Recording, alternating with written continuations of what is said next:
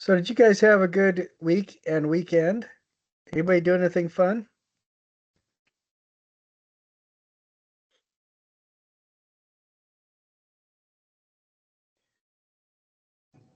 Yeah, we had a good weekend. I can't remember what I did though. Did you do anything fun this weekend? Actually, we did. My wife and I went snowshoeing, and that was Oh, that's that so was an cool. awful lot of fun. We have two puppies. One is like a 17-year-old Chihuahua who is like, that big and is just skin and bones. She doesn't want to do anything other than sleep and poo. And then the other one is a 70-pound Airedale, and she just turned 6. She has the attention span and intelligence of hyperactive 3-year-old, and it is really interesting doing stuff with her. So we take her we take her snowshoeing and hiking and rock climbing and all sorts of stuff because she's a lot of fun. That's really cool. Where did you go snowshoeing? We went up to Cedar Breaks. There's still snow in that area. The roads are mostly dry, but if you go from the west side, there's a couple places that everybody stops to get out their snowmobiles and everything. And you go beyond that about 3 miles, and it's a forestry road. Nobody goes there. There's a parking lot and an outhouse, and that's it. Just snow everywhere. And it was a lot of fun going out and doing that. That's so fun. I actually just recently got a pair of snowshoes for free, but I haven't actually gone out and done anything with them yet. But that's really cool to hear that you're taking your dogs out too. That's so fun. Well, the old one stays home. The other one comes with us. Oh, And okay. if you're just getting started snowshoeing or anything like that, I we went to Al's Sporting Goods and got like $40 gaiters, and that was really nice. But the only special equipment we have is basically the sock liners to keep our feet warm, the snowshoes and Okay. poles, and the gaiters, and that's it. Um, and making sure you have really deep pockets is important because it can be frustrating if you fall over, you lose your car keys or the fob for your car. That Oh, can be unpleasant. yeah, that's a good point. I've actually heard that happens a lot with hikers and those who spend time in the mountains. Well, after the third or fourth time it happens, you start to learn your lesson. But Oh no, but is yeah, that how it's many times it's it happened to you? um not lately, thankfully. But I put stuff in my pockets, and I if I have pockets, I make sure that they're really deep, or I put Oh, stuff in a bag that I put somewhere. A bag with a drawstring that you put around your neck is really, really good. what is your wife pockets? Because I feel like women we get little gypped in the pocket area.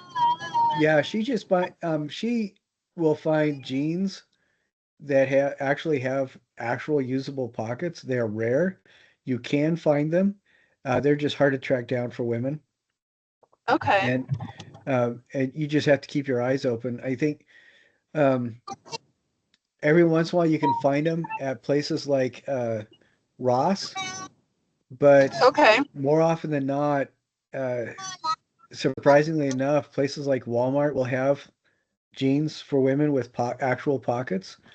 But That's amazing. that's one of the reasons why we started, with the little drawstring bag that you can buy for at the Dollar Tree, because there weren't Right.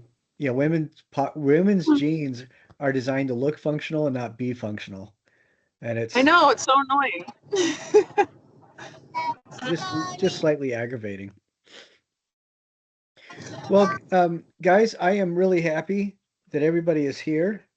Um, Kelsey, Liv, and Anna, thank you so much for being here. Now, Anna and Liv, if you guys don't have a working microphone, can you type into the meeting chat and just let me know that you guys can hear me okay?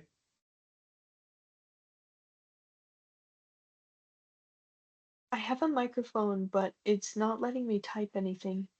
Okay, so Anna, you can hear, but your microphone is working with the chat not. And Liv, it looks like you can hear and the chat feature is just working just fine. Okay, we're going to cover a couple things today, and I want everybody to know, I just want to reiterate that when I am critiquing stuff, when I'm advising to change things and everything, or I'm recommending that some things need to be added or whatever like that, it is in relationship to success as you follow the parameters and expectations of the assignment. There is no value judgment made on you as a human being if if the submission doesn't fit the assignment parameters. It just I have had students before, and I just remembered this in the last class. The student show for the spring term is going to be the portal is open next Monday, so in 5 days from now. And I have had students that did not get a very good grade on an assignment, like a C in an assignment, but did really well and got easily into the student show because the work is good, but it just didn't fit the assignment. So does everybody understand that? So if I'm talking about change this, change that, do this, add that over there, this is 3D design. It's unlike any other classes you most likely take. And so sometimes the assignments may take a couple resubmissions to get. And that's, from my perspective, that's totally fine. I just don't want anybody um, to get upset or offended because that's what I am critiquing in relation to. So I hope that is clear for everybody. I feel like you've done a really good job at making sure we know that. Okay.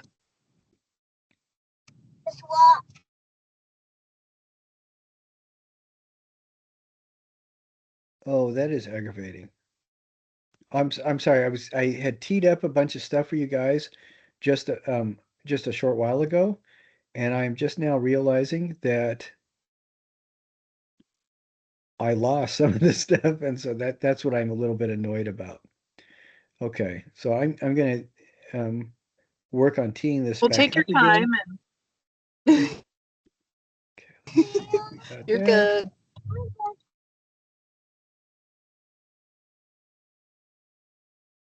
Okay, all right, good. Back on track. Except what the hell just happened? Sorry about the swearing. I know that I'm not supposed to swear. That is really unusual. Okay.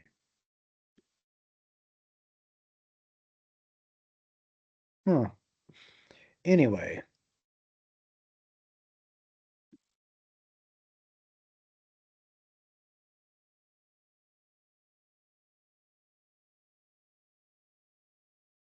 Okay, you guys can still see me, right? I haven't changed that. Okay. What I'm going to do is, thank you, Anna. What I'm going to do is, there are a couple things that people are have turned in and or expressed concerns about because even though we've gone over this, I wasn't apparently as clear as I'd hoped to be. And I'm also noticing that, we did talk about infinity screens and photographing your work. Photographing the first assignment, the reason we did that the way that we did was to kind of play around with the ideas of photographing 3D elements. For the rest of the assignments, unless I say specifically otherwise, I want you to do a really nice job documenting your work. You guys spend significant energy and money on this class, and you produce work for this class, and you should demonstrate, I believe, that you respect your work, and other people should respect your work too. As part of that process, um, it is really important to make sure that things are documented as well as we can. Not everybody can hire professional photographers. That's not what we're talking about. But I do know some of you can make it onto campus and use the photo studio in the 3D design lab. That's room 519 of the Gunther building. If anybody, and honestly, Fridays and Saturdays are about the best time to go there. And if the building's open on Sundays, that's really good too, because it's almost a ghost town after 6 o'clock on Friday. Nobody's around there. But if you guys have to go with it, well, there are classes on campus. Um, when you go to the 519 room, if you notice that people are in there, always, always, always ask if there is a class, ask the person who's in charge of the class and ask them permission to use the photo lab. And if they say no, not right now, do not get upset. Just come back when the class is over. Because the people who have paid just as much as you do for their schooling, they're the ones that get first dibs on that room because they're the ones whose classes are scheduled. And but we have free reign for that photo lab at any other moment. And most of the time, if you go out of your way to be polite, if you are nice, if you are quiet and you don't interfere with somebody else's teaching, they will allow you to use that room. But that also means that if they are doing something where you shouldn't be in there, then you've got to accept that and respect that as well. So I would recommend if you can get up on campus, photograph your stuff after 6 o'clock on Friday, anytime during Saturday or Sunday if the building is open. And if the building is going to be open on Sunday, most of the time it's going to be open over by the Norda area, and you can go in there and go through the art um, department doors that are right next to the ticket counter and then just head north from there and find your way down to room 519 because I believe that floor is the 600 level floor. Although, and you need to find a flight of stairs and go down a level to get to room 519. Um, Sometimes it's open on Sunday, most of the time it's not. Saturdays, it should be open from 8 to 10, and Friday, it should be open 7 until 11. Monday through Friday, it should be open 7 to 11, that building. So just make sure that you don't interfere with anybody's classes. Now, if you need to do your photography at home, one of the biggest problems that I see is folks will set their stuff up on a tabletop in front of a wall. The problem with that is you have immediately a harsh horizontal line to detract from what you want your viewers to see. And more often than not, you have the darkness of the table and the high contrast lightness of the wall. And this just makes for a terrible photo. You're not presenting your artwork in its best light. Does everybody understand that? We want to document our work so that we present it the way we want people to see it. Not We're not just taking pictures of stuff. And part of every grade that you get for presenting your work or submitting your work is whether or not you take a good photo of it. I'm not talking about professional quality photo. What I want to do is share with you a video that I made. It's about an hour and not an hour and a half. It's about 1.5 minutes, so it's very short. And I'm just demonstrate how to set up your own infinity screen at home.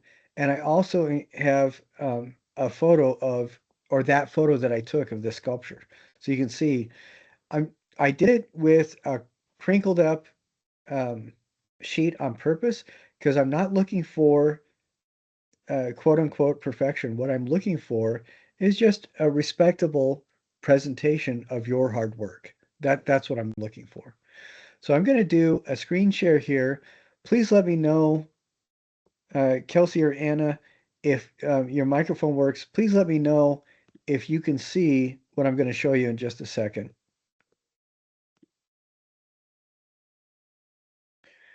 Okay, I'm sharing the screen. Can you guys see this video? Yes, I can see it. Okay. All right. I'm going to play it without music. There is some funky piano tunes.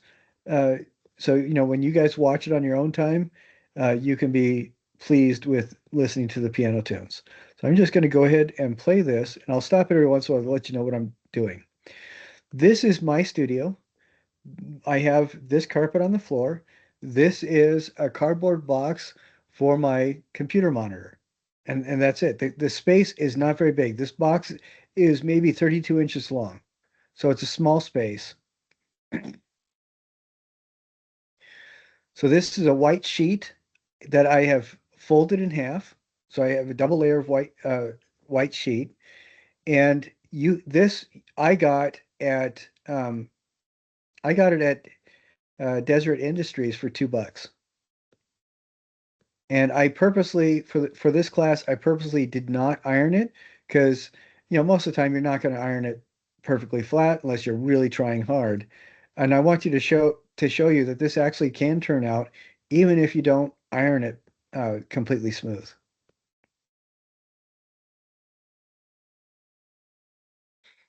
So notice that I tuck it back in a little bit, but it's called an infinity screen because we don't have a harsh angle right here where the angle of the background meets the angle of the floor, the flatness of the floor.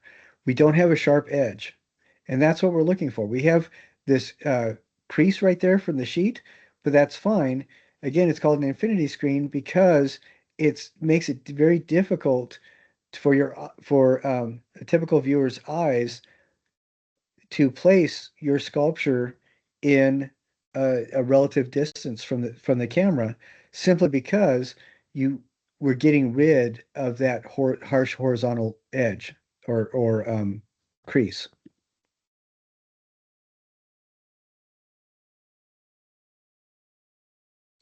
Now I have a couple ring lights that I'm using, but I also have lamps that I use. And in this case, I had an incandescent lamp that you can't see out of frame, and I also have two ring lights. And I just fiddled with the lights, getting it to the point where I kind of liked how it looked.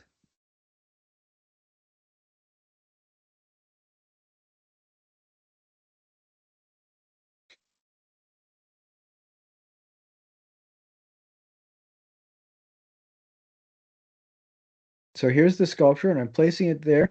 And I sometimes I will fiddle with the lights so that you can't see any shadows behind it. And sometimes I'll fiddle with the lights until there's a shadow that I feel is appropriate, not distracting. I usually like to have at least 3 or 4 lights and an overhead light, and I like to work with light that is not white, but slightly warm. It feels like it gives it a little bit more true to my expectation of color. Okay, so I'm going to see if I can find, yeah, here we go. So this is that photo that I took. Can everybody see this? Yes. Okay. So I lit it so we don't have any harsh shadows. You can tell it is a creased up sheet, but I don't have any harsh horizontal lines. And if I wanted to do this a little bit more professionally, then I would iron the sheet out and be a lot more careful with that curve. But for a quick shot of what I'm doing, you saw that whole process took a minute and a half, and this is with my camera phone. It turned out really well. Now there are at least there's a half a dozen AI programs that you can download, and I found at least three of them you can do it with the free membership. I didn't even try with the others, but these kinds of AI things you can use, and they will blur out the background, so that you don't see the creases and things like that. And you can use those to help you with your shots too. I couldn't do this with this one because the hand itself is white, and the AI could not distinguish very well between the hand and the white sheet. Now you can also use, I believe that the infinity screen in the photo lab is a very pale gray sheet. That works as well. Or you can use very pale colors as long as they don't compete with where you want people's focus to go when they look at your artwork. I also did some quick searches. Walmart has white sheets that you can get for about $5. And you can also order, we're talking flat sheets. We don't want fitted. They'll leave a lot more wrinkles. Or about the same at Amazon. You can find a sheet like that too. We're not looking at a super high quality polished Egyptian cotton, 400 thread count, anything like that. All we're looking for is something to block out the background so that your viewers are forced to see your work and not be distracted too much. Does that make sense to everybody? And I am including that helpful video in the attendance as well. So for attendance, everybody's going to put down 5 things that they saw or learned from this video, plus the statement that says yes, I watched the 1.5 minute video. Now I used table lamps and ring lights. I used an overhead light. I used a sheet that I bought for $2 at DI. I used an old box. I did it on my floor in my studio. And I used my camera phone. So I did not have to hire I a can $100 imagine. an hour Sorry. photographer. I can imagine like doing a setup like you just showed us, but outside would be really cheap and effective lighting as well. I was going to do mine outside, but I wasn't able to. Well, and I would say wait until the weather is a little bit warmer and more comfortable. But yeah, if the reason why I like to do it inside is because I can control where the shadows are if I'm doing it on the inside. And that's a little bit more problematic unless you have reflective screens and stuff like that, a little bit more problematic when you're outside. But I want everybody to do that because I am noticing that some of the submissions, people are going to lose points simply because there is a horizontal line or it's done on the floor or it's done on a tabletop. So please be mindful of that. Again, you can either go on campus and use the photo lab. Do all 3 of you know where the photo lab is on campus? No, the thing is, I tried calling around to see when I could go, and there wouldn't be a class, and I really struggled to get a hold of anyone. I live about 30 minutes away from EBU, and I'm a single mom, and so my schedule's really crazy. So I didn't want to like drive all the way out there, pay for parking, and then not be able to use it. So I haven't. That's why I didn't use it specifically. Do you guys have to Ended up pay for parking on the weekends? I have to pay parking every time I go, unless Okay. I pay $80 a semester for the parking pass. But I just don't go as often, so $80 just seems Right. unreasonable. Okay. So um, that's why there are problems with getting onto campus. If you can get onto campus, park in the Hobby Lobby parking lot and then and walk to campus if you don't mind walking 2 blocks. That kind of sucks, but you can still do it. But that's why I want people to be aware that you can easily set this up at home. If you guys know, if you go to the room 519, that's where you picked up your kits. If you're facing into the room from the outside hallway, uh, to your right is where the door, and it looks like a regular closet door because it was just a regular closet. That's where the photo lab door is, and it should be unlocked at all times. If you guys can make it on campus, and that's not too much of a burden, I would recommend using that. But I don't want you guys to have to pay for parking. Please feel free, use this, get either a white sheet or a very pale color sheet. White is preferable. Very pale gray is really good too. And set this up on a couch or in front of a couch. Works really good. One of my students, they took a sheet, they folded it in half, they tucked one end into the back of the cushions of a couch, brought it forward and kind of stretched it a little bit and laid it down on the ground. And it was enough of a pole that when it went off the couch onto the floor, they still had a couple feet and it had a really nice gentle curve. And it was a perfect setup to take their photos. And by tucking the sheet into the cushions, they were able to stretch the sheet and get most of the wrinkles out and the photos turned out really good. So, I know that you guys can do this and we figured out a way to do it really inexpensively. I do not want anybody to have to feel like they need to pay for parking to use um, the photo lab, and I don't want you to pay for a professional photographer, and I don't want you to miss points that you can get otherwise just by making your own infinity screen and documenting your own work. So please be mindful of that, and if I can help any other way, let me know.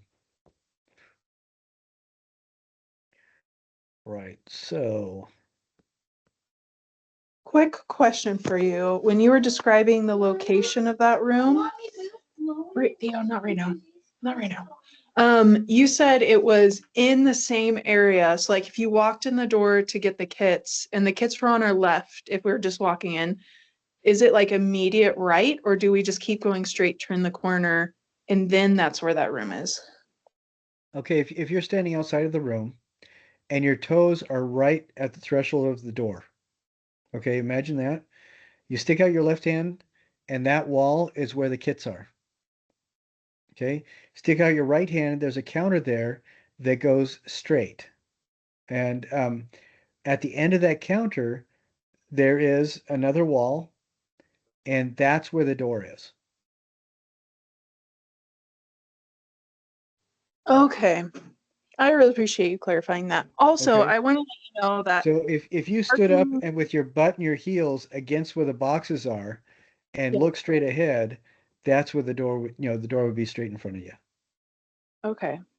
I also want you to know that like the parking isn't too bad. It's like $1 an hour. It's like it's not that big of a deal. It's just a pain.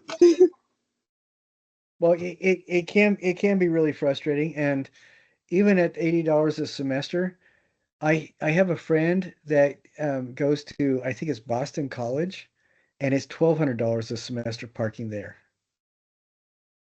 So That is ridiculous.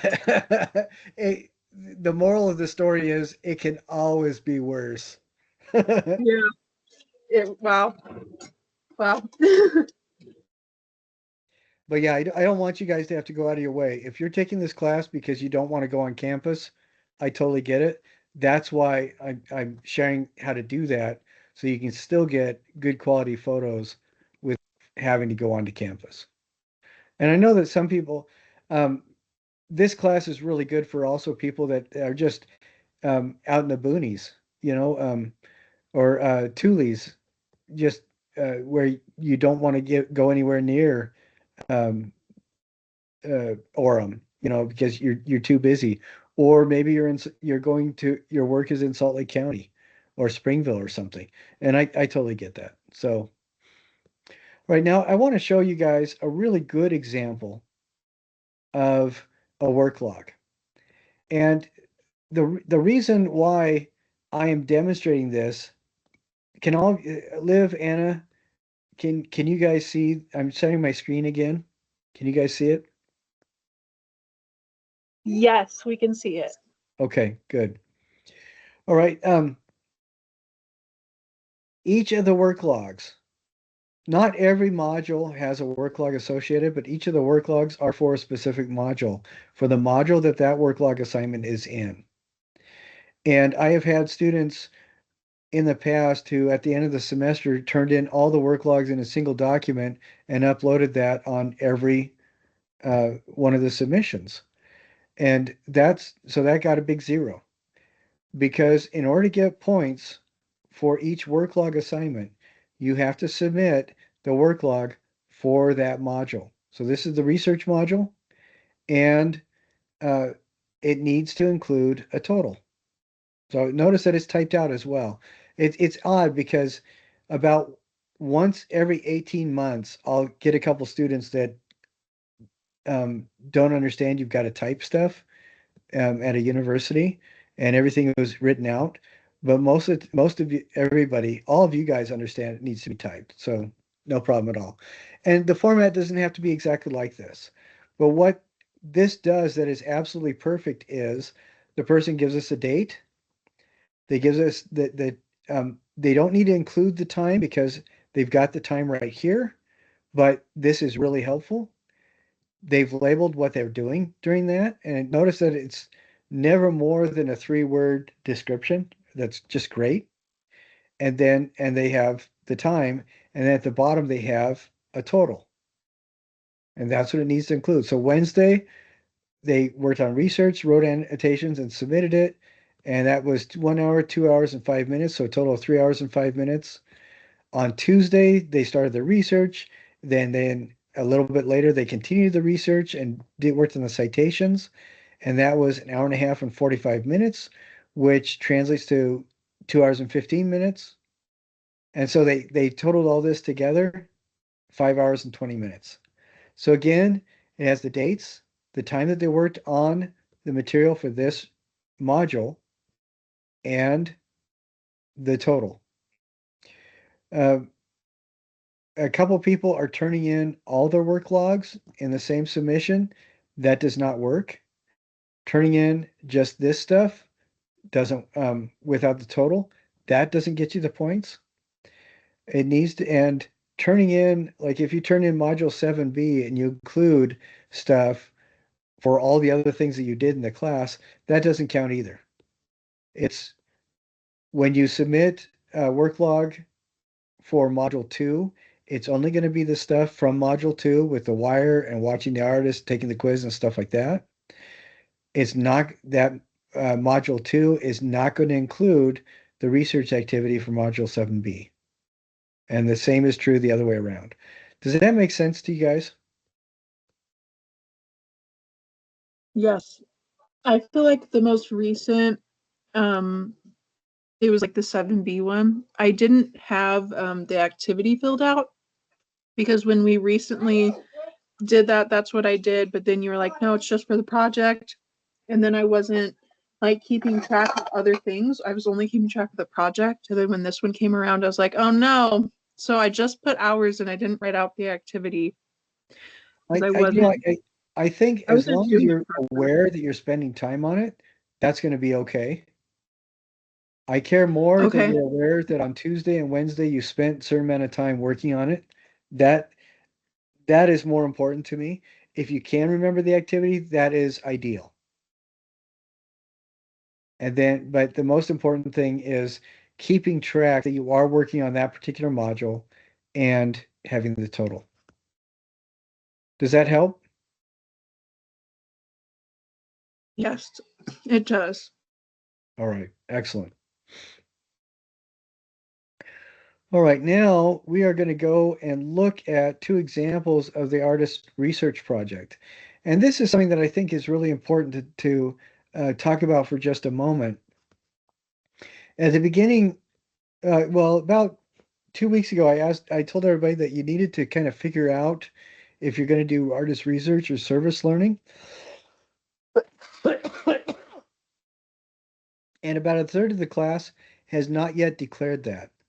That needs to be declared because until it gets declared, you're going to see more assignments than you need to do.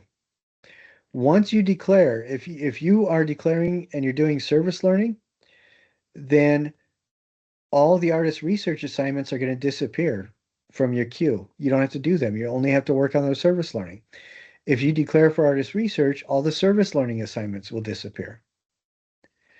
And so if you have already declared one or the other, but all the assignments are showing up anyway, email me right away and I'll take care of that.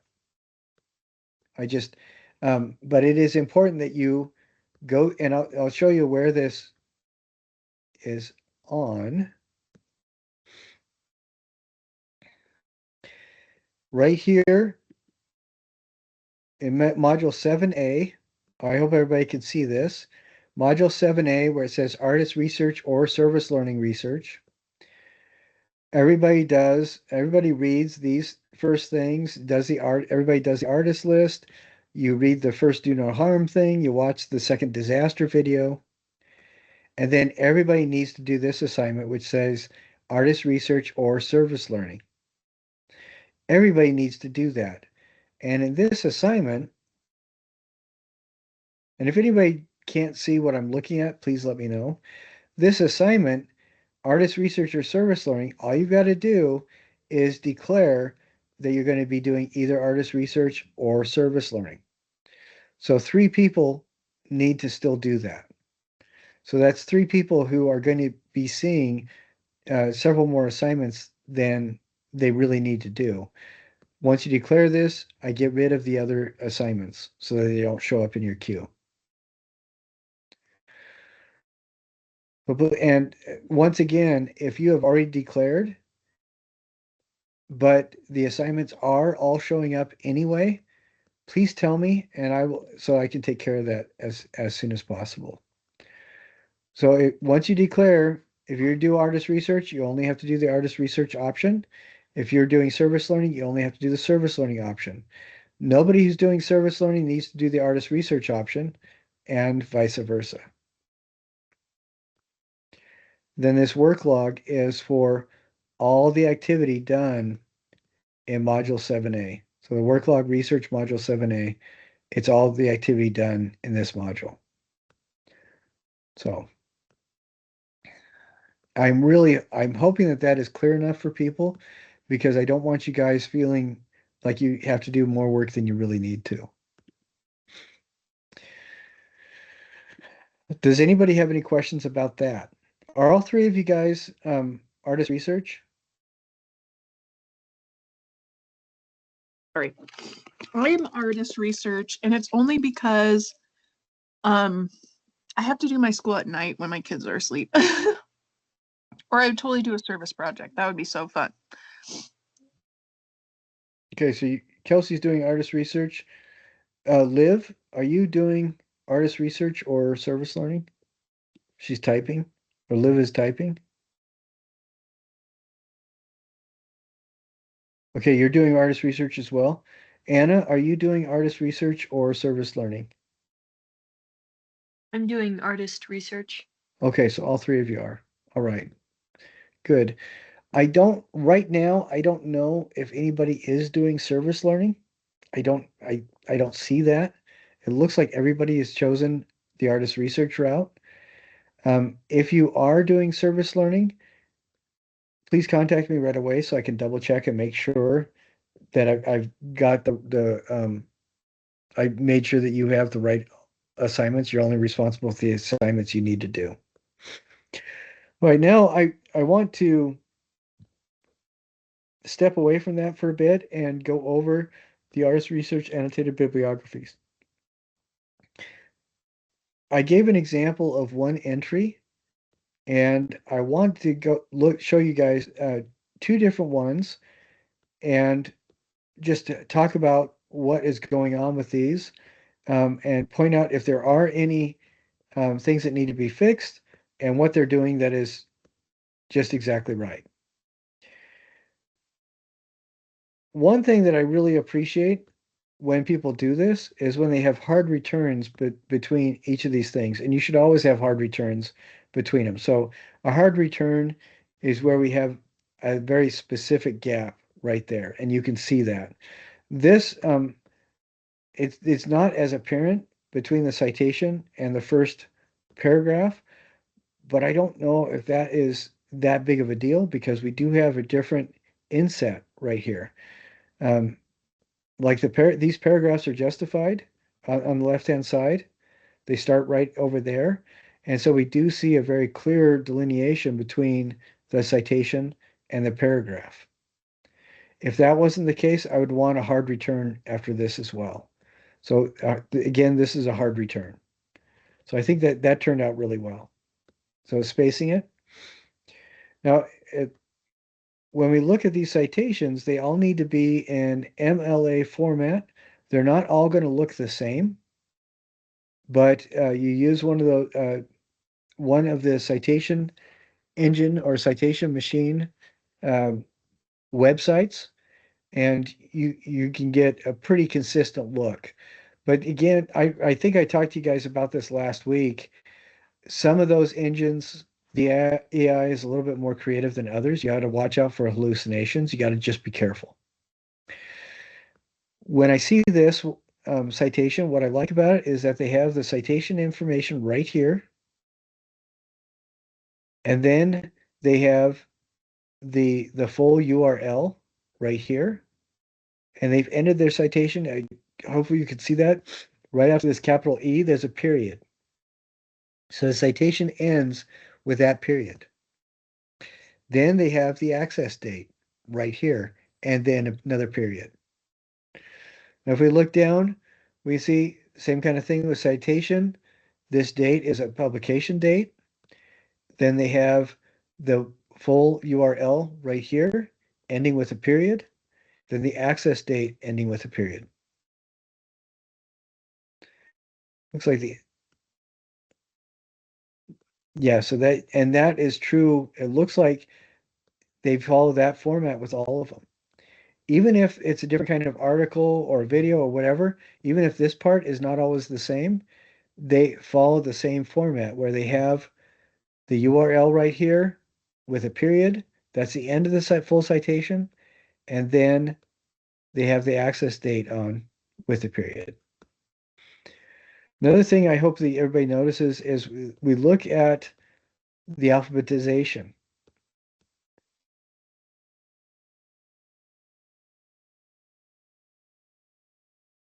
And it looks like to me this alphabetation is perfect. They did a great job. So everything, it's all in alphabetical order. Then for each citation, we have two paragraphs. Notice that the separation of paragraphs with a hard return. I have had classes before where a person wrote a paragraph and then immediately started with the next paragraph, but it all looked like one paragraph because they did not do any sort of a return after the end of the first paragraph. It just makes it one paragraph. Didn't look right. But we need to have two paragraphs. So this first one is a summary paragraph. Second is a reflection paragraph. And I want you to also notice that this person is really pretty consistent with the amount of writing that they're doing. And I think that's great. I have had these before where somebody did a citation that evidently was just an afterthought because there were only a couple sentences, and all the rest of it were really healthy, um, weighty paragraphs. If you have, if one of your citations is so boring you don't know what to write about it, then trade it out and get a different one. I like this because each of these have a good weight to them, and the amount of writing for each is very consistent. So this looks really good. So we're looking at another one here.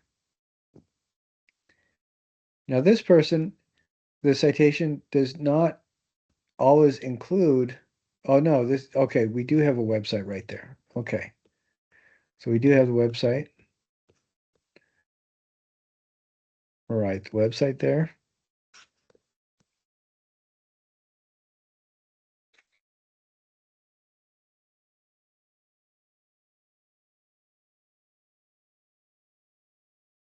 This right here is really short. There's no published date on it.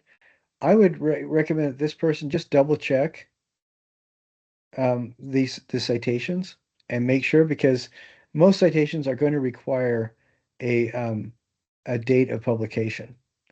So I would recommend that they just double check these citations because these seem awful short. These do not look like full citations to me.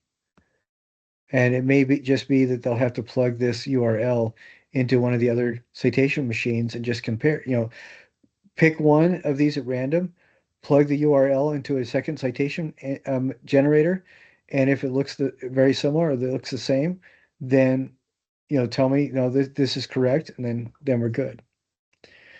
We're looking at the accessed on date, and the accessed on date is very consistent with all of them. It looks like we do need to work on alphabetizing these. You always alphabetize your citations at the beginning of the citation. So this right here, and what you'll do is if the first three words are the same, then you alphabetize it by the next one. You find where the difference is, and that's how you alphabetize. Now, right here, Tate, the first letter is T. That needs to come after this one. If we look at Dohosa and Victoria, right here we have Dohosa and then Dohosa again. So this one has to come before Victoria. And then right here, Dohosa almost. This one comes before Dohosa, Dohosa. So those two are in the right order. And then Dohosa R21, AL, it looks like to me this is going to be something that is a little bit confusing, and I'll tell you how to work with it. Notice that this dohosa has a period. This dohosa has a period. This dohosa has a colon. All right. So, and this dohosa has a period. How we alphabetize this is we pull out all the dohosa ones that have a period. We put those first. Then this comes after that because the dohosa, this phrase comes first. This phrase ends. And then this is a continuation. This comes second. So the proper alphabet, and I hope this is making sense. The proper alphabetization of this is dohosa period art 21. That would be the first one. The second one is going to be dohosa period dohosa. That's going to be number 2. The third one is going to be dohosa period Victoria. That's going to be number 3. Then we go all the way up here again to where we saw that colon, dohosa colon almost home. That's going to be number 4. And we come down here to Tate. This is going to be number 5. And that's the proper way to alphabetize this. Does everybody see that?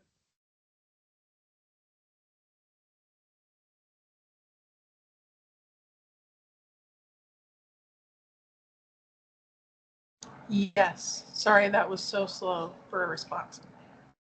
It all makes sense. You're doing such a good job at explaining this. Thank you. Okay. I everything froze up, so I thought that everything had crashed, but you guys can hear me, right? Liz and Anna?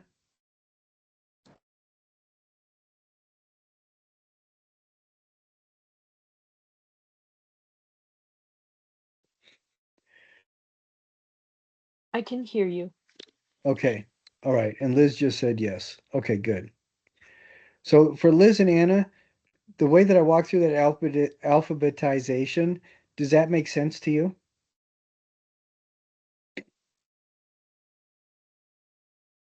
I think it does, and if I have questions while I'm working on it, I'll probably just review the recording. Okay. And also that's one of the reasons why I wanted to show you this one, because this person did a great job, but they're not going to get full points because it's out of alphabetical order. And that's the only reason. And I also want them to double check these citations because they don't feel like the generator was complete. And just double checking and resubmit. If the only thing is, would you please double check this before I finish grading? And you double check it and it's right, just resubmit it and then email me and say, hey, yeah, I double checked, everything is good. And and then we're fine. So the reason why I want to go over that kind of stuff for you guys is if you guys are writers, you wouldn't be in this class. You guys are artists. You communicate with your art. And but some of this kind of stuff, um, it can be a little bit of a challenge. And this writing needs to be done by you, not by AI. But you can have AI show you what's the right format. What can I do? What do I need to do here? And I have had submissions where both paragraphs were all jumbled together. I've had submissions where there were no punctuation and no capital letters. I've had submissions where uh, people just jotted down their notes and submitted their notes instead of turning them into sentences and actually coordinating or organizing their thoughts. And so on all of these, it's going to be really rare that you get a perfect score on the first shot, unless you're also taking writing classes, and this is part of what you're doing in the writing classes as well. So when you see this and you don't have the full points, look at my notes. If it doesn't make sense, contact me and we'll talk it through so that it does make sense.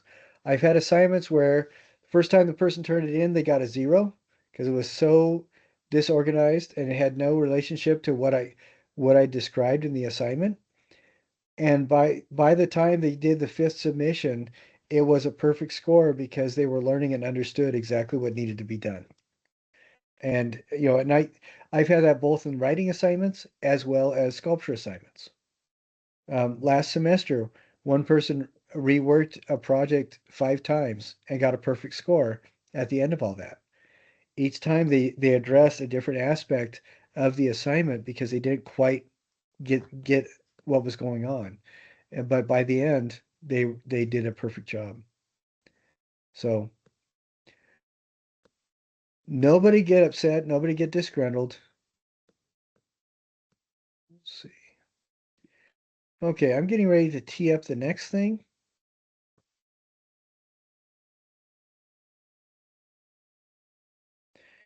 And I'm just, let's see. All right.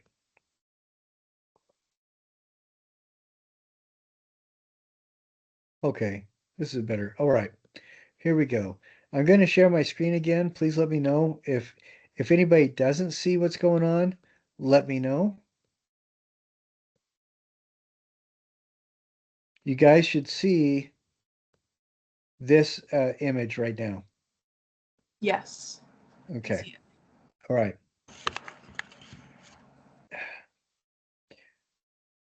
Looking at this, it makes me a little bit uncomfortable because they photographed it on what looks like a furry surface. And the reason that makes me uncomfortable is because I can't see the wire right here where it impacts. It looks like it's one of those like sheep wool kind of surfaces or a blanket or something like that. And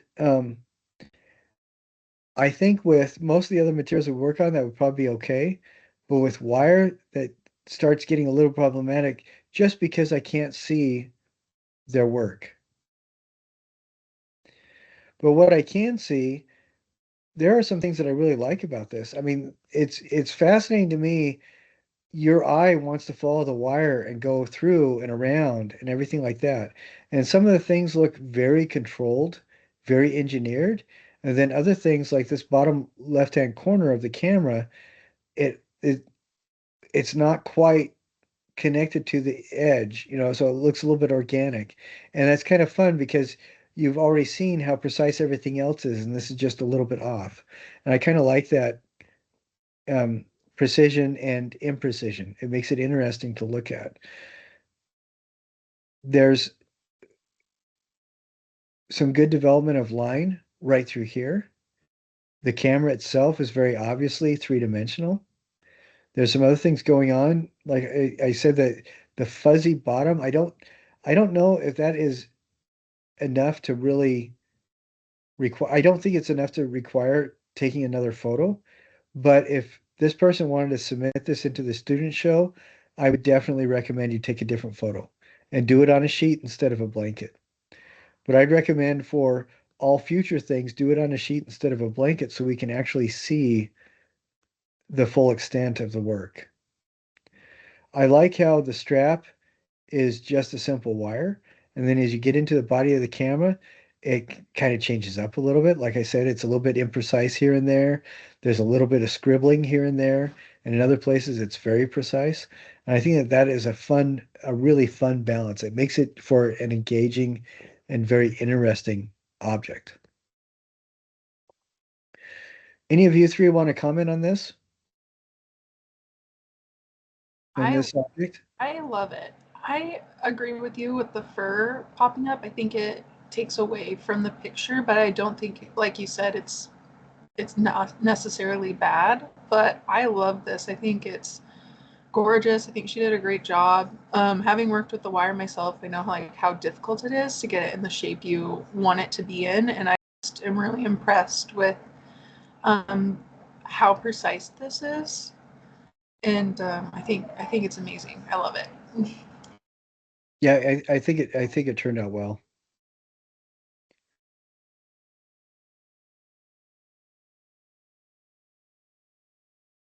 I was talking to somebody this morning about students photographing their work, and it just kind of popped out of my mouth. I said, the universe spent 13 and a half billion years making you the person you are, putting you exactly where you are right now so you can do what you do. And there's no reason for you to cut any corners when you're presenting your artwork because the universe has already spent that time so you could do your artwork. You should respect your time as well. And I think that's where the photography comes for me. Now, I'm going to tell you this wire sculpture is exceptional. I love this. I think it is really, really, really good. But I also think that this can be photograph the photography really detracts from the expertise and beauty of the wire work. So this person um they're going to get an excellent grade when they rephotograph this and resubmit it. Because I think this has the background competes with the sculpture itself. You have the strong horizontal line that detracts from it. It doesn't it doesn't display the sculpture the way that it should be, because this person put a lot of work into this, and we should be seeing the sculpture, and that's hard with this photograph. So I hope that this person needs to either take it to the photo lab or make their own infinity screen and rephotograph this, because the sculpture itself, I want you to look at the legs. I hope you can see the detail. The legs are relatively simply made, but it's all stable. And then you look at the neck, and the neck is elegant. It's simple, but it does exactly what it needs to. You have this fun thing going on with the head area where the the style of the wire changes. We have these smooth flowing lines of the body of the legs and these kind of wrinkly lines in these areas that are kind of hold it together. Instead of detracting from the smooth flowing lines, because there are these little wrinkly lines and you have this wrinkly spine going up there, I think it serves to emphasize how smooth and flowing the rest of the creation is. I think this is beautifully done. It looks inherently stable, and it looks really well made. Anna or Liz or Liv, would you be able to say anything about this?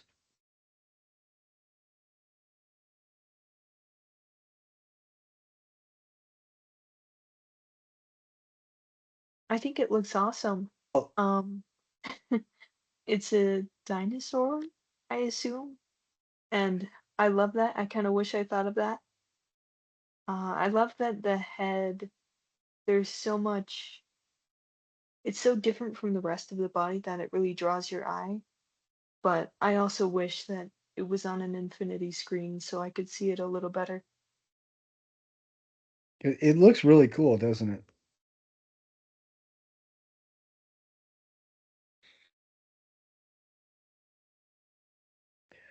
All right.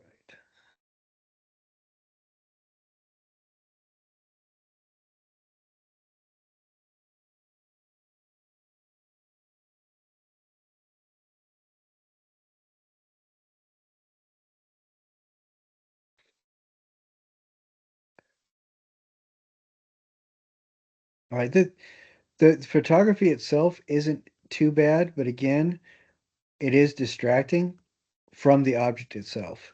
And this is another really good example of somebody who's having fun with the wire. I love the fact that this it looks like it should be falling over, but we know it's stable. I really like how there's this teeny tiny little strand of wire here supporting the whole weight of this critter. It looks to me like a bird. I like how the body is loose and flowing, like the cow example that we looked at. I like how the head has um, something similar going on, but it's a little bit more condensed. We have an obvious beak right here that is, still a third kind of weight of wire. Not weight of wire, the wire is staying the same, but it's a third kind of way of bending and expressing the wire. The neck is a single strand, just like the legs. We have these kind of windy bits right through here to kind of emphasize that line. This is another really, really good one. And I think that the person photographing this in front of an infinity screen that they made themselves or a sheet or anything like that is really going to present it in its best light.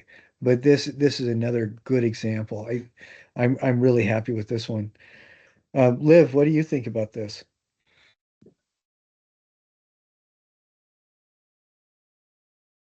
Oh, Liv says, I think the concept is super cool, and I think the general shape is really well done. So excellent. Yeah, I agree. This is well done. So what I'm saying is that there are some really good ones that just need to be better photographed.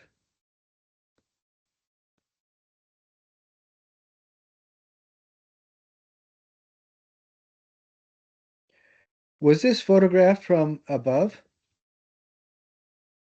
Yeah. I actually put in several because I couldn't decide which one to do. Okay, I'm gonna stop sharing and then see if I can find a couple of the other photos. Let's see.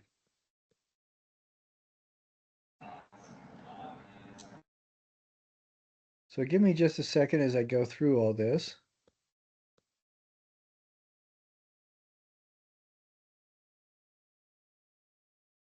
Okay, this is I think this is actually the first photo, maybe. And I don't know why my interface only showed that one image. It's really weird. Typically, in like last semester, um, when I was doing this thing, the computer would always show the very first image at the top of the list. And this semester, it will just randomly select one of the submissions, and it's kind of aggravating. Oh, I'm so sorry. I Okay, will so submit a better one next time.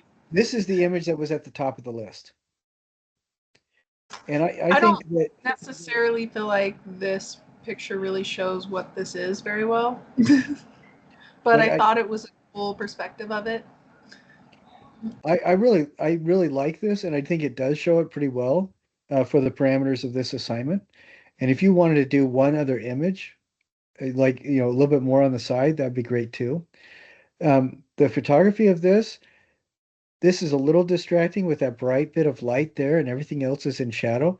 I think this deserves to be really well lit, so we can see it separate from the background a little bit. But I don't. That's not enough to detract from this too much. I think when you submit this to the student show, I do think you need to be a little bit more careful with that background. And it may just be more lighting, and then from right here off that wingtip, just um, cropping that out so we don't have this light spot. Okay. You see, I you see what I'm actually saying with that? I kind of liked the light spot though. Well, that's fine. But You can I like can it, but see what I'm why talking about is from the parameters of the assignment. right. I can see what you're meaning by it Yeah, being distracting. we don't now if the assignment is to put this into a landscape, then this is perfect. Just exactly the way it is.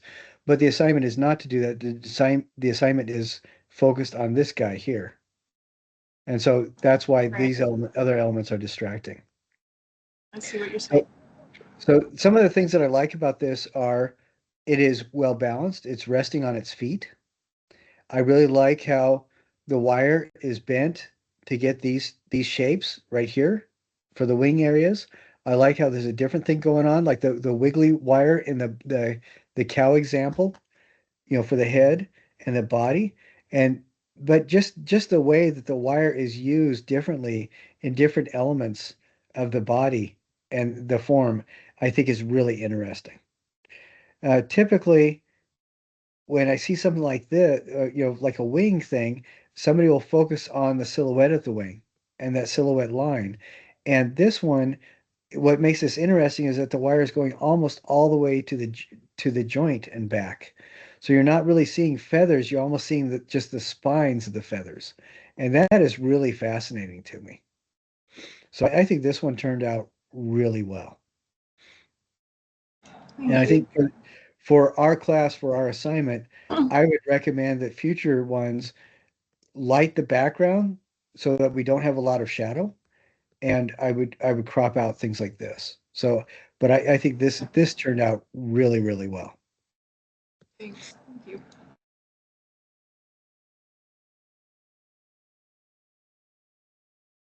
Right, Anna or Liv, do you want to make a comment on it before we go to the next one?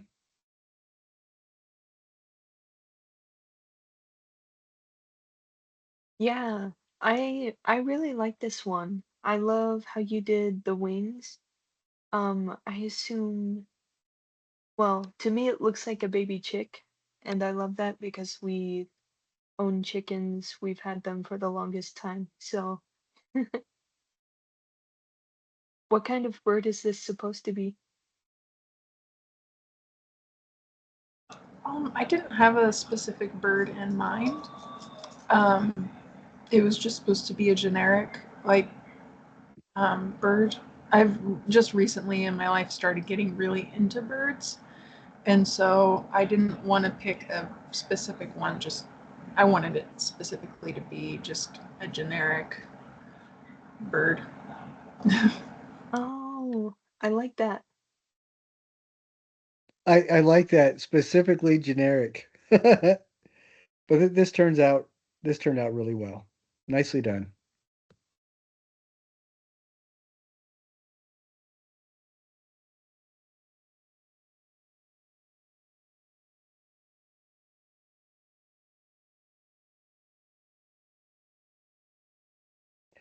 Okay, I'm looking at this, and we've talked about background photography.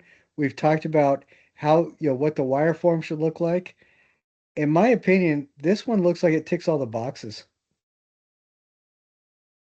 I mean, the form is, it's on a white background. There's a little bit of texture, but there's no detraction from this. We don't have any of the fuzziness like we did with the blanket. And the background um, is smooth enough that it's really hard to gauge distance. So I think that this background it turned out really well. The photography itself is really good for this one. The wire, it's the structure itself. Some of the things I like about it is that it's obviously stable. I also like the fact that, like for the front with the headlights, all we've got is the outline of that grill and then the coils for the headlights.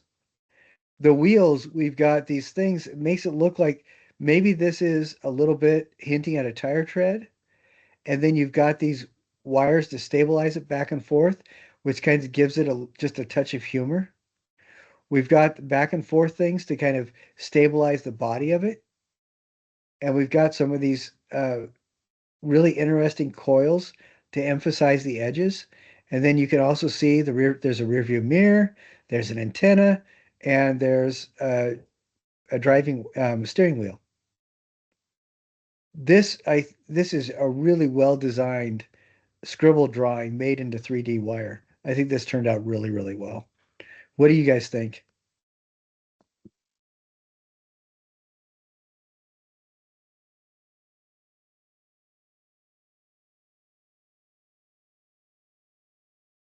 If you're near your keyboard, what do you think about this?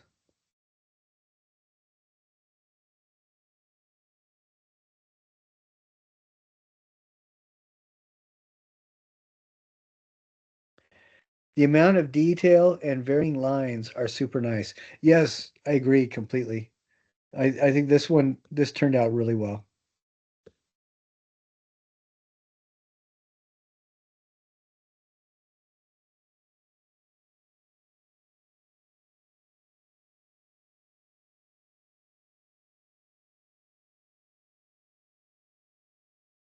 This is really interesting to me because it looks like this person hung it to photograph it. And I would say for this, I don't think that's too bad of a thing. I would say if you're going to hang stuff in the future, use fishing lines so that it almost disappears because that would be an interesting thing. But I like this because we can kind of see the shadow. And the shadow, I mean, this looks like a wheel, even though it's the shadow of the skirt, which I think is really interesting. That's a trick of lighting. I think that this is the photograph itself is really interesting to me.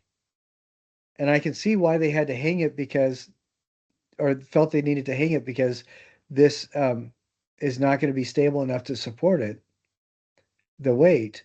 But like I said, I think for the future that could work if this is fishing line or something clear so that we don't see the blue right there. Well, Professor, there's the student submissions where we could see everybody's, and this student made a video recording and used the wire to create movement and have the ballerina spinning. Oh, very cool. So Yeah, this is actually should be a video. yeah, but she did. She Okay, submitted, that totally or is it a changes it girl then. that did this? Yeah, Sorry. that is very She cool. submitted a video So this with, is it. Yeah, if it's a video, then that makes a lot of sense. I yeah, that totally changes it because it gives it a kinetic element that ties it really well with Alexander Calder's circus performance. yeah, that's what I thought too when I saw it. I was just really impressed. It was so cool to have that interactive element of it. All right, excellent. I'm glad you said that because after this, when I go through and grade stuff, I'll be able to see the video and everything like that. That's really exceptional. Some of the things I really like about this is we can tell what it is, and it's fun to have this kind of corrugated line around the edge of the skirt. And it's fun to see the shadow right here where it looks like a bicycle wheel. I like how the legs, I mean this leg right here feels very much like a gesture line for a ballerina or a dancer. And I really like that. Um, I like how this is reminiscent of like the tight hair that a dancer might have, and the body of the dancer here with the arms, with the hands clasped together and the arms out front. I that this captures a lot of those kind of gestures and makes it really fun to look at.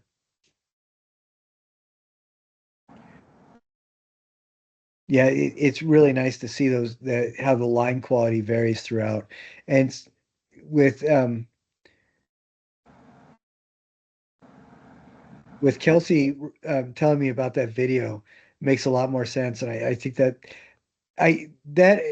demonstrates a lot of thought in this that just makes it a really fun looking thing. Very cool. Another really there's some really good examples that you guys have done for this class.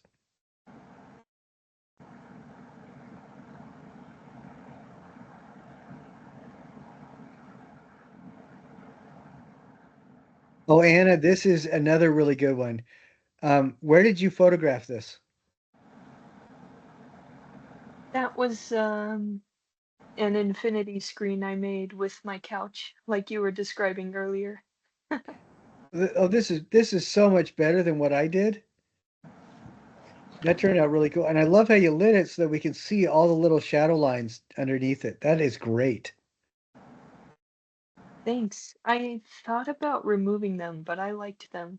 So, Yeah, I think this is good. And I like seeing, it's resting. It looks like it's resting on this point here, and then the two fins right here. That's kind of fun. It's fun to see the kind of gesture flowing like that. I like how the wire is used to outline it, but then also you have these loops in here to kind of reinforce the body idea. And it just this is really a fun design and very, very nicely photographed too. This turned out really well. thanks. I was a little worried when I was making it that I didn't have enough variation in my line quality. Well, I think photographing it like this, we can see it's kind of simple right through here with this fin right here. And then we can see some significant detail, really tight detail right through this area. And then we have this where, you bunch it together with the eye right there and stuff going on right through here. I think it feels to me like there's sufficient difference and it feels very stable. And the line quality or the line intensity, I think, is also underscored by the shadows. We can see what's going on there too. And I think that made it turn out, it's very interesting to look at, and it's also quite fun. Yeah. I think there's a lot of beauty and simplicity and almost like the less the better at times. And it's kind of like you go all in or you go like minimal. But I think this is like a good compromise. I like how the back fin bends a little bit so it looks like it's in the middle of swimming. Yeah. Yeah, that's really a lot of fun. Nicely done. Thanks. Yay, I did it right. Well, you got to start somewhere, don't you?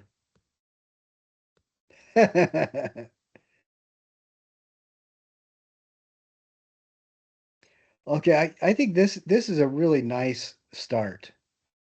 Um, I think for as far as the photography goes, this should be. I would like this to be better lit so we can pay more attention to the wire. But this feels to me like it is very flat. I don't know exactly what this is intended to be. It almost reminds me of like a peacock type of thing. But for this, what I would recommend is instead of setting it against a background like this, photograph it again, bring it forward, and with this coil right here, use this as the base. You know, and so we can, and then maybe curve these lines back a little bit, so that the points that contact the ground are right here, right here, and right here. And I that'll give it enough stability. But by curving this away from this area, and I would also curve this away too, it would give it quite a bit of three-dimensionality. And I think it would make this very dramatic. Right now, this does it.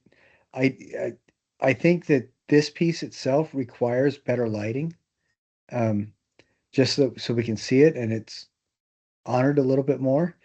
And I think that just with a little bit of tweaking with that wire, um, this would really stand out.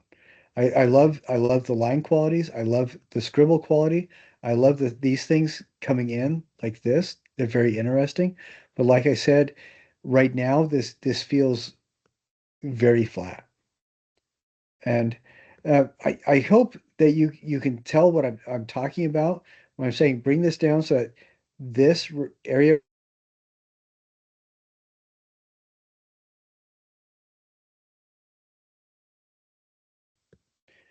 when I'm circling right here at the bottom.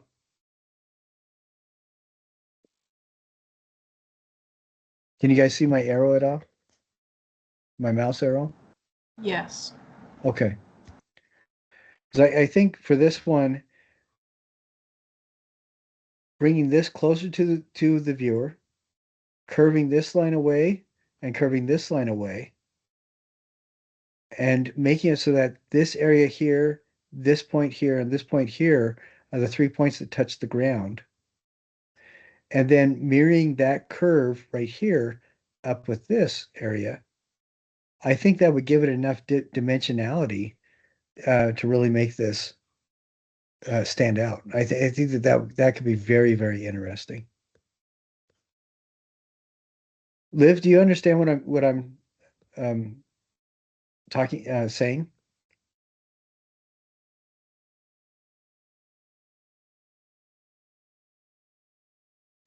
Okay, good. Yeah, you said you could see the peacock comparison, but that's not what you were going for.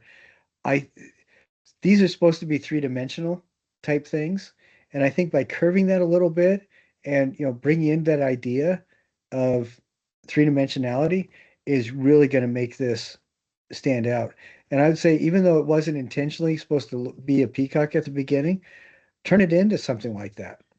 you know, uh, and that would pull it out from being flat and really help it to fill up a volume of space, which is, this is a 3D design class, so that's exactly what we're going for. But I think this is really a very interesting shape. Like I said, I like these points coming in. I like these coils. I like these responding points coming out from the center. And I think that that's why I was thinking of this, maybe that this was a peacock instead of a fan. But I think that, but I think doing those little bit of tweaks and just honoring your piece with a little bit more light, this, I like what you did screen wise. That really works, but I just think it needs more light to really um, show it off a little bit better. All right. Do you guys have any questions about what we've talked about today?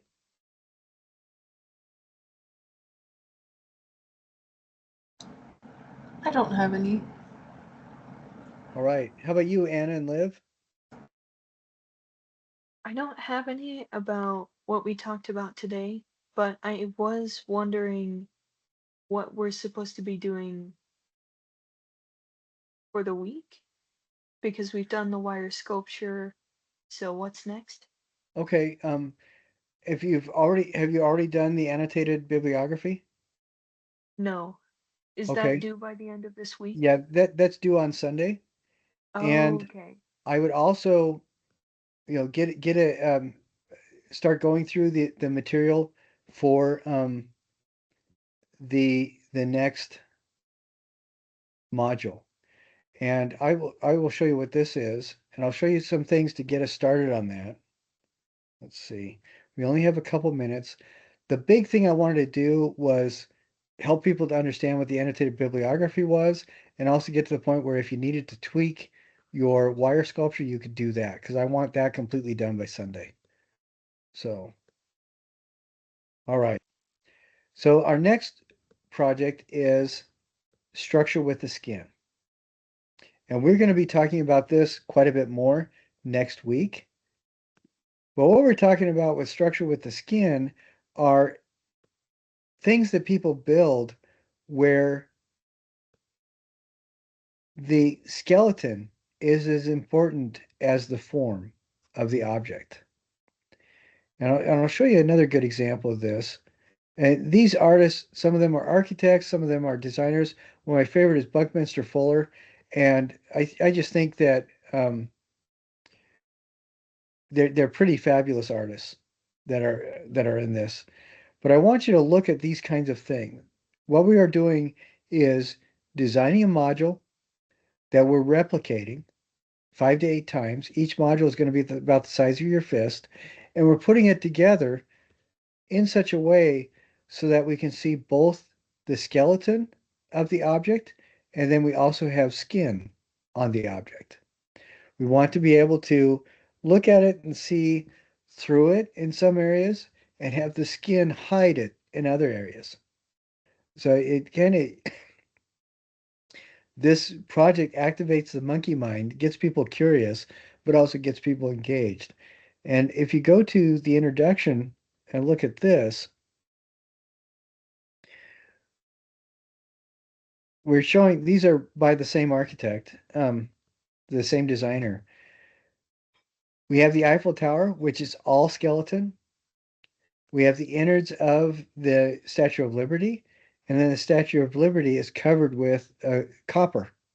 The skin hides the structure.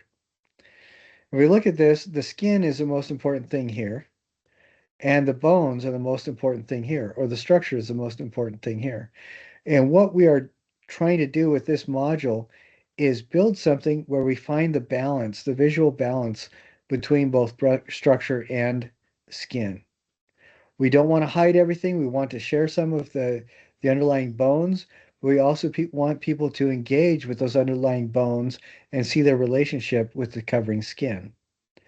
And so as you read chapters 5 and 12, look for those kinds of things. And then the background, go through each of those artists and we'll talk about them. My two favorite on this list, I like all of them. My two favorite are Frank Gehry and Buckminster Fuller. Uh, Both of them did really art, and Frank Gehry is still doing really amazing stuff with this idea of underlying structure and skin, engaging the viewer in such a way that we kind of enjoy both elements of the to that equation. And in this one, you're also, when you're done, you're just going to be sharing pictures again of your work. You don't have to comment on what other people do. And so next week we're going to talk about that a little bit more. Um, I'll I'll go through a couple of those artists and go over the quiz a little bit. And I want people to just between now and Wednesday get your annotated bibliography done, make sure your wire is all done, and then just start working, going through and reading those pages, take the quiz, watch the videos of the background artists for the structure and skin, and then on Wednesday we'll talk about that more. All right? Oh, I have one more question for you. I'm sorry, that door's closed. No more Oh, questions tonight. sorry. No, I'm kidding. What is it? You keep bringing up the student show. What's the student show? Okay, it opens on February 9th. The portal is open, and as soon as I see that opening, I will email everybody.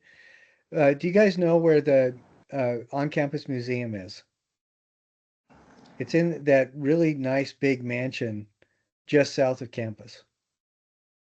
I've heard of it, but I've never been there. Okay, it's the Woodbury Museum.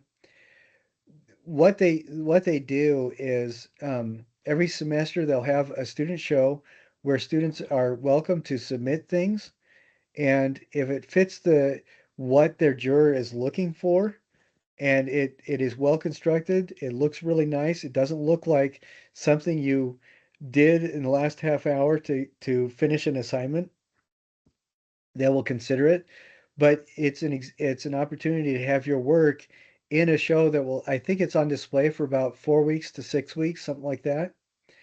And they have online images. It's going to be on their social media. They're going to have an opening with free treats and everything. And they might even have some associated lectures while your stuff is on display. So as professional artists, one of the things that is good to have in your CV to jack up the price of future work that you do is things like I was in these kind of art shows. It's like contract work or jobs on a resume. And so that's why shows like this are really good to get into if you're interested in doing that. And it's also fun to just bring family, look at what other people are doing and look at what I'm doing, and this is a real thing, and have a carrot and some cheese dip or something. Does it open up opportunities for scholarships or no? Not directly, but when you apply for scholarships as an art student, one of the things that's important is to list the shows that you participated in. And shows at universities are really good to have on that list of shows you participated in. Okay. So indirectly, it does help. And as I said, also, I don't know what your field is going to be in moving forward, but as professional artists, these are really good to have, so that when your future clients look at you, they can see, oh, this person really does know what they're doing. Well, I'm going to school to be a middle school art teacher, so I'm not sure if this would help me in that. Well, actually, being in shows is going to help you in that because you will know how to operate your own shows. As a middle school art teacher, one of the things that you are going to be very good for you to do is to hold shows with your students and help them participate in that kind of display of their art. Um, and the reason I say that is that um, it helps their parents to see what they're doing. It helps them to feel socially validated in their work, and it helps them to feel like they've accomplished something in addition to the assignment by having it on display for other people to see. So, and those are all very, very personal reasons, but extra personal is that other people get to enjoy the work that they're making. It's an opportunity to do that and not just post it on Instagram. Right. Right. When I was teaching uh, some of the introductory art uh, classes that I was teaching at UVU and other places, I would have the students design and put together a show. In fact, for this 3D design thing, one of the things that people used to be required to do for the contemporary processes was to actually find a location that they could set up a show in, put a theme together, put the show together, and invite people to it. Because that in itself is part of the art process as well. And it also helps to validate your own work because you get to interact with people that are viewing your stuff, which is very cool. So Yeah. I hope in that mess of words somewhere you find an answer to Yeah. what you had asked, No, because I that lost makes track of your sense. question. Yeah, I appreciate that. And like even if I think I will try and submit something, but if I don't get in, I think I'll go with that mindset now in mind, like I could be doing this for future students and I should pay closer attention to it. Yeah, and even if you don't get in, sometimes volunteering to help set up shows is really good practice as well. Springville does exhibits, shows, and there are uh, the art department office will have a list of other shows.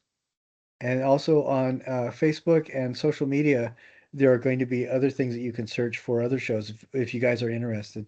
If you guys are really interested in that stuff, talk to me next week, and I will give you some tools to help find other opportunities to display your work, and Yeah. we can talk through that process. I'd love to know more about that. I'm sure other students would too.